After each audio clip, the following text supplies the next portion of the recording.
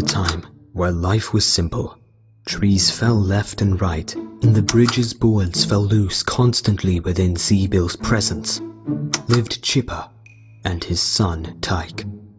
Chipper was proud of his wood-chopping offspring with the success of his company, Chipper and Sons Lumber Co. After the father tree was demolished by Tyke, the beavers lived in harmony in their happy cabin. Along with that, Tyke had success on his last date with a fellow beaver named Lisa.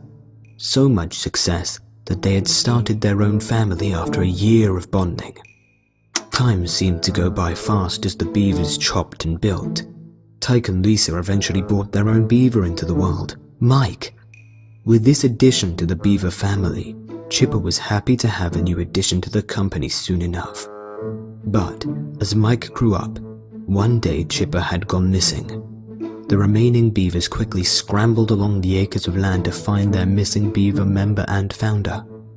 After a few hours of searching, they had come to the conclusion that Chipper was gone.